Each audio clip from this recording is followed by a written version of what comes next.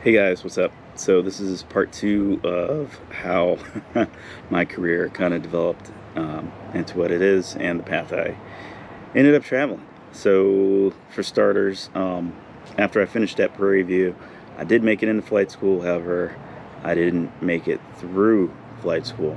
That took a big toll on me because that was something I really wanted to do ever since I was a kid, and to basically have the chance and then not make it, that really hurt deep down.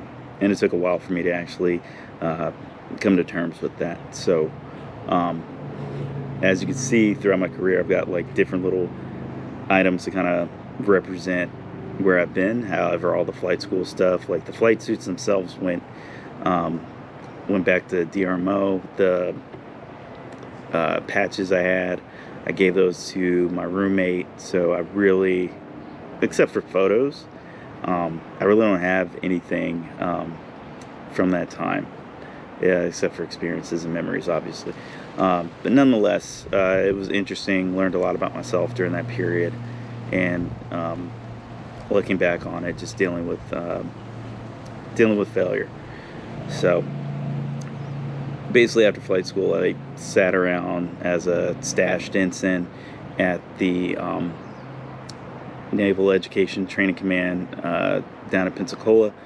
Um, and basically, I was assigned to the office for selection and placement for Seaman and Admiral and for Navy ROTC. So, um, lots of little stories and stuff uh, about that time of my life.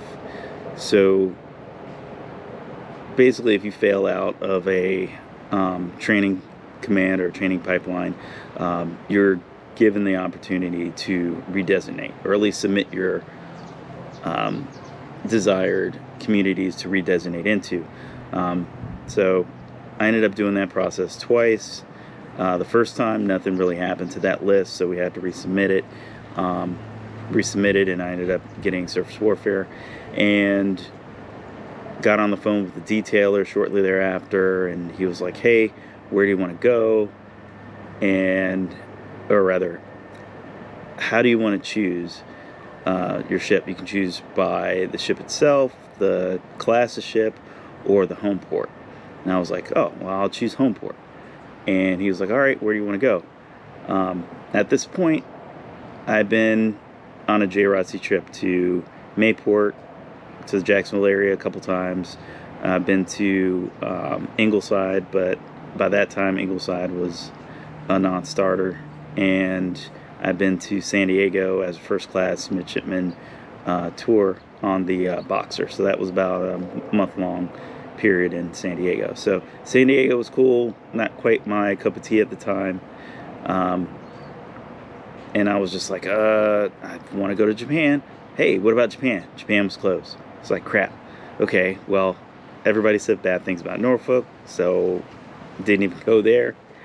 And then I ended up just picking Mayport, and they're like, okay, we've got two ships, the Simpson and I believe it was the Gettysburg. And I had a buddy of mine that was on the Simpson, so I was like, okay, I'll go to the Simpson, and boom, there I was.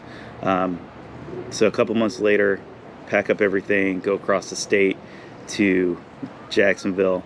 I had a cousin there, so I got the chance to stay with them while I found a place to live.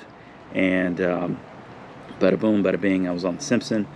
When I got there, the ship was in the yards, and basically it was in a maintenance period.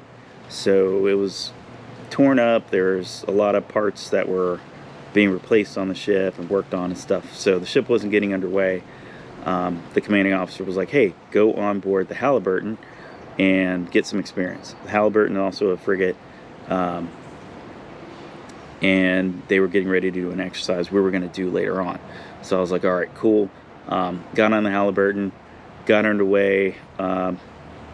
This is about a month after I checked on board. Got underway, and promptly got seasick. Yeah, it sucked. And for the first couple of days being seasick, I was just like, man, this sucks. And I started questioning my life choices. So Yeah, but eventually I got over it. Those little patches, they'll give you these little like Dramamine patches. They didn't work for me very well, so those kind of, that kind of sucked. Eventually I did get over the seasickness. We did the exercise, that was pretty cool, saw some cool things, and then went back to Simpson, started getting underway on Simpson and working on my surface warfare officer qual and all sorts of other stuff. So I'll go further in depth on that. Yeah, so completed a first deployment on the Simpson, did a couple of overseas exercises and visits, and we also got into the dry dock. So when I left the ship, she was in dry dock, and that was a pretty interesting experience for anybody who's stationed aboard a ship or submarine and your vessel gets put in dry dock. So it's a opportunity for you to see the ship out of the water, which a lot of people don't really get the chance to see that. So it's just kind of fascinating, and you just seeing the rest of the ship and then just seeing how big the ship is without the water around it. So even though the frigate's not like the biggest surface combatant we've got in the Navy, it certainly is pretty interesting to see the rest of the ship out of the water. Side note, I also got the chance to see the Philippine Sea when she was in dry dock as well, and at that particular time I was corralling all the midshipmen, so that was like a trip for them to kind of keep them busy and get them to check out some things that they might not ordinarily see until they start their career in the Navy. All right, so that's these two hats covered. All right, second ship was USS Taylor, and there's a whole middle story as well with me getting from the Simpson to the Taylor. I was a training officer on that ship, and it was a rough tour, dealing with a lot of issues at home as well as at work. So it's one thing if you have problems at home but your work life is great. It's another thing if you have problems at work but your home life is great. You almost get a break from one of the two if that's the situation that you're living in. But deal with home issues and issues at work, it seemed like I was kind of stuck in a survival mode, and it was pretty rough.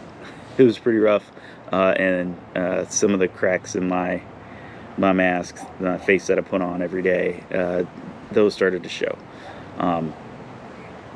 So yeah, definitely a tough situation.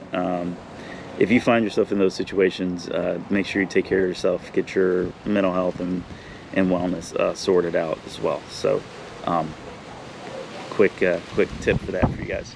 All right, after that tour, I ended up coming here to Hawaii to be an officer recruiter. No ball caps, no fancy ball cap for that, but I do have my little badge that I wore while I was a recruiter. So the cool thing with being with recruiters is that you're getting to interact with a lot of different people from different backgrounds and such, and you get to share your experience as well as the experience of other people that that are serving, in hopes to answer good questions and essentially put your replacements into the fleet. So I put somewhere around 17, 20 people in the Navy. There goes the sprinklers. So out of those folks, one guy I actually put on Simpson. I didn't put him on Simpson per se, but he became a surface warfare officer. Ended up going to the Simpson. I had glowing things to say about that ship and his crew, so he got the chance to be on board of her. And I think he was part of the decommissioning crew for the Simpson, so that was pretty cool. And then the first two guys I put into the Navy, one became a pilot, the other one became a naval flight officer, both outstanding young men. And I actually ran into the NFO that I put in to the Navy. I ran into him back in 2018 in Norfolk. Turns out they both ended up in the same squadron, which was, that was pretty cool. And thankfully they didn't have anything bad to say about me. But yeah, recruiting was pretty rewarding, especially when you get to get people the opportunity to serve and to start their own career. So I did that for like 3 years. I'll go deeper in depth in that, as well as some of the other places I've been. They all deserve their own like video and rundown and things like that. All right, after recruiting, I ended up going to the lovely Kingdom of Bahrain, and I was there for a year doing the assistant port ops job. So that was really interesting. Usually there's a little line on your orders, and it's kind of like a catch-all phrase where it'll say like "in other duties assigned." So I did a lot of interesting things, got to see and meet with a lot of interesting people, a lot of senior leadership within not only NAVCET and Fifth Fleet, but also within the Bahraini government. So easily one of the most interesting periods of my life. First time I really got to live overseas. So I've already traveled, by this time I'd already traveled to a couple of other countries, both in the Navy and on the civilian side of the house. And this time was the first time I was actually living full-time in another country. So that experience also needs its own video, but it was very rewarding, and got to meet some good friends off of that tour. And one thing that happened that was unique was in between tours, or rather when you're setting up for orders for your next tour, you can submit what we call a dream sheet, and basically this is your ranking of what's available and where you'd like to be.